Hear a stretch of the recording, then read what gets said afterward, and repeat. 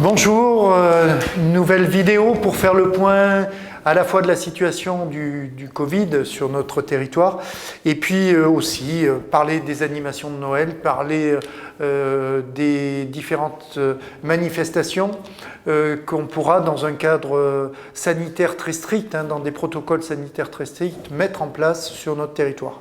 Hier soir, le Premier ministre nous a précisé un certain nombre de règles, avec une qui a une conséquence immédiate, c'est le couvre-feu à partir de 20h, donc des contraintes différentes de ce que l'on avait prévu, mais je pense que ces règles sanitaires seront amenées à évoluer, elles risquent peut-être malheureusement de se durcir, donc on va mettre toutes ces propositions au conditionnel, mais aujourd'hui, on peut affirmer un certain nombre de choses. Tout d'abord, le point sanitaire sur le territoire d'Aurillac. Donc nous sommes toujours à 64 hospitalisations, 11 personnes en réanimation, une personne de moins qu'hier, et puis malheureusement un chiffre des décès qui est important, 45 décès, chiffre stable mais important quand même dans le cadre de cette deuxième vague. Le taux de positivité est passé de 84 à 98, il a augmenté. La méthode de calcul a été un peu modifiée, on intègre maintenant les tests antigéniques en plus des tests PCR, donc ça augmente la représentativité du chiffre. Il n'empêche que nous voyons quand même une diminution de la circulation du virus, même si ce virus reste présent, donc respect des gestes barrières, respect des règles d'éloignement et respect bien sûr des protocoles sanitaires. De fait, eh bien, beaucoup de conséquences pour des animations ou des moments que l'on essaie de rendre le plus agréable sur notre territoire. Un premier retour sur les bons d'achat. Les bons d'achat connaissent un véritable succès, puisque nous avons aujourd'hui 6845 bons d'achat reçus à cette heure-là à la ville d'Aurillac. Nous avons répondu déjà favorablement à 5620 bons d'achat. Alors, ça fait quand même pas loin de 180 000 euros d'argent qui va être injecté dans l'économie locale au profit des commerces de proximité. Donc un élément important pour assurer le maintien de ces activités économiques qui sont essentielles en centre-ville. Nous avons 165 commerces qui participent, un certain nombre de franchises qui attendaient la réponse de leur société mère, donc ça en fera un petit peu plus. J'aimerais qu'il y ait 180 commerces qui participent sur les 280. Après, certains ne souhaitent pas participer, c'est dommage, mais en tout cas le dispositif existe et mis en place et je crois qu'il est très bien reçu par la population aurillacoise, donc c'est une satisfaction pour les élus et j'espère qu'il va jouer pleinement son rôle à la fois d'attractivité pour nos commerces de centre-ville mais aussi de soutien à la consommation pour permettre à ceux qui en ont besoin de pouvoir avoir un achat plaisir. Deuxième opération importante pour ces fêtes de Noël, eh bien, on peut annoncer aujourd'hui que le marché de Noël va pouvoir avoir lieu suite aux annonces du Premier ministre d'hier soir. J'étais au téléphone aussi avec monsieur le préfet sur ce sujet ce matin. Donc ce marché de Noël aura lieu du mercredi 16 décembre au jeudi 24 décembre. Il y aura 15 stands sur notre marché de Noël. Les heures d'ouverture seront de 10h à 19h, donc fermeture avant le couvre-feu, ça laisse le temps pour rentrer chez soi. Donc c'était important parce que nos habitués de ce marché de Noël attendaient avec impatience ce moment. C'est un marché où beaucoup de gens passent, c'est bien complémentaire avec nos commerces de proximité, particulièrement nos commerces de centre-ville. Donc vous voyez, c'est une animation avec un petit clin d'œil festif et il faut quand même que nos fêtes de Noël restent des fêtes de Noël. Troisième information qui est importante, c'est les forains. Donc nous avons eu aussi ce matin confirmation de la possibilité qu'ils mènent leur activité professionnelle. Eux aussi ont été très durement touchés par le confinement. Ils ont été fermés depuis de nombreux mois et ils attendaient avec impatience d'avoir ce petit assouplissement. Petit assouplissement parce que les règles et les protocoles sanitaires seront très stricts hein, et ils seront appliqués bien évidemment par les forains et vérifiés aussi par la collectivité. Donc cette ouverture des forains ira du 15 décembre au 15 janvier, tous les après-midi, donc de 13h30 à 19h. Il y aura 2 animations qui seront confirmées, hein, la maison du Père Noël et les poneys. On ne peut plus faire la calèche puisqu'on ne peut pas être nombreux dans un espace réduit, mais les poneys, c'est possible. Donc vous voyez, toutes ces animations vont être maintenues, même si c'est en mode dégradé, elles seront présentes pour rendre ces fêtes de Noël agréables. Une autre manifestation que nous souhaitons mettre en place le samedi 19 décembre, c'est une foire aux jouets qui aura lieu sur l'esplanade Michel Crespin de 10h à 16h. Alors, cette foire aux jouets permettra à des personnes qui souhaitent vendre des jouets d'occasion de s'inscrire, mais aussi aux associations caritatives de réaliser un certain nombre de ventes qui seront issues d'une collecte. Donc, les personnes qui souhaiteront s'inscrire pour cette foire aux jouets devront impérativement le faire au numéro 06 02 15 97 35. Ce numéro va apparaître sur l'écran et pourront réserver un stand, alors au moins un emplacement. Alors, on est obligé de le faire dehors, c'est pour ça qu'on le fera sur la place Michel Crespin dans les conditions sanitaires que nous connaissons, mais les associations caritatives pourront aussi réaliser des ventes. Je donne la parole à Valérie Rueda qui va nous parler de la foire aux jouets et qui va nous expliquer le processus. En plus des animations déjà programmées, la mairie d'Aurillac a souhaité organiser un Noël solidaire avec plusieurs temps. Donc un premier temps, une collecte de jouets et d'accessoires de puériculture, collecte qui comporte 4 points. Un premier point de collecte qui sera à la maison des associations dans la salle numéro 1 et les 3 centres sociaux, le centre social de Marmier, le centre social d'Elitas et le Cap Blanc.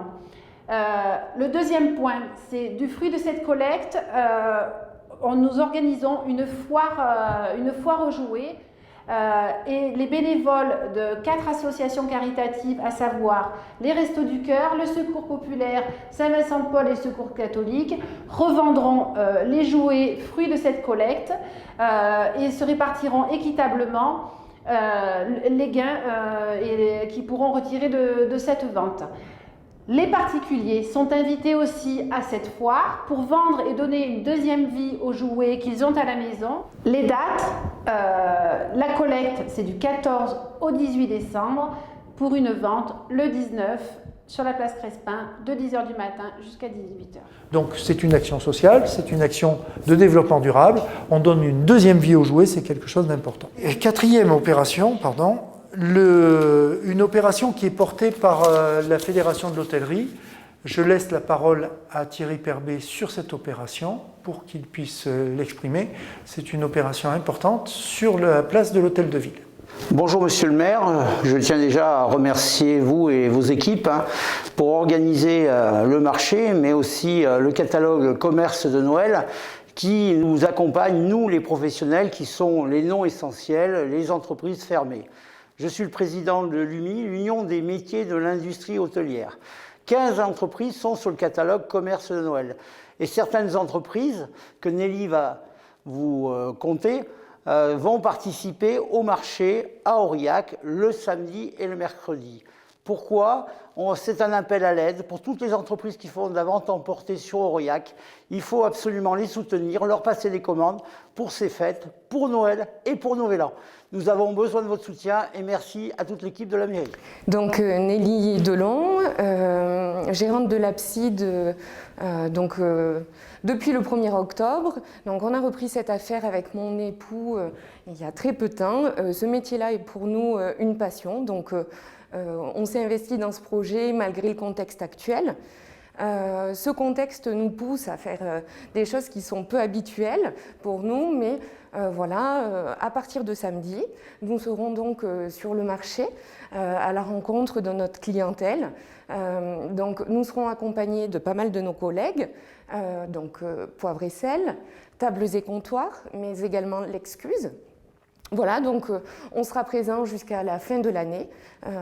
Voilà, et puis on vous attend très nombreux pour venir découvrir les différents plats, etc. que l'on va proposer. Donc on vous attend. Dernier point que je souhaitais évoquer et qui est en lien avec le premier point sur les tests Covid. Donc, juste avant les fêtes de Noël, nous avons souhaité nous associer à l'opération de tests massifs qui est réalisée dans plusieurs régions de France et notamment dans notre région, sur la ville d'Aurillac. Donc, nous avons souhaité, avant les fêtes de Noël, permettre aux personnes qui le souhaitent de se faire tester sur différents lieux. Donc la première proposition que nous avons négociée avec le laboratoire SciLab, ce sera le samedi 19 décembre, où nous mettrons à disposition sur la place de l'Hôtel de Ville un espace avec un barnum, et des tests pourront être réalisés et vous pourrez vous faire tester si vous le souhaitez, sans rendez-vous. Vous rentrerez, ça dure 5 minutes. Le personnel du laboratoire sera là de 8 h jusqu'à 19 h le soir. Vous voyez, ils seront disponibles et vous pourrez vous faire tester évidemment gratuitement. Hein. C'est la CPAM qui paye, donc ce sont des tests PCR. C'est donc le rôle de santé exercé par l'État qui s'exprime dans le cadre de cette opération, hein, mais ça rejoint d'autres opérations portées sur le territoire qui sont des opérations utiles pour préserver la santé de nos concitoyens et qui sont quelque chose aujourd'hui sur lequel il faut totalement s'engager. Cet engagement va aller plus loin que ce week-end puisque sur le marché de Noël, qui aura lieu autour du Square, à compter du 20 décembre et jusqu'au 23 décembre, avec le laboratoire SciLab, nous permettrons aux personnes qui le souhaitent, là aussi, de bénéficier de ce dispositif et d'être testés de 8 h le matin jusqu'à 19 h le soir, du 20 au 23 décembre, autour du Square. Il y aura un stand où vous pourrez vous faire tester sans rendez-vous. Et information supplémentaire, donc ces tests sur la place de l'Hôtel de Ville le 19 décembre, mais en même temps que la foire aux jouets qui aura lieu Michel Crespin, nous allons installer aussi un espace où des tests pourront être réalisés. Donc vous voyez, on pourra à la fois faire un acte de générosité, mais aussi un acte de responsabilité sanitaire sur l'espace Michel Crespin tout au long de la journée. Vous pourrez vous faire tester dans des conditions sanitaires évidemment tout à fait conformes. Un protocole sanitaire vu avec l'ARS et porté par le laboratoire SciLab, gratuitement financé par la CPAM, je le rappelle, hein, donc les intervenants sont rémunérés par le dispositif de santé national dans le cadre d'une opération de dépistage massif. Voilà, je vous invite en tout cas à profiter de ce dispositif qui vous permettra de passer les fêtes de manière sereine. Et même si nous savons que le virus ne circule pas, je pense que ces tests massifs feront partie de la stratégie de dépistage que nous serons amenés à réfléchir en janvier pour éviter une 3e vague.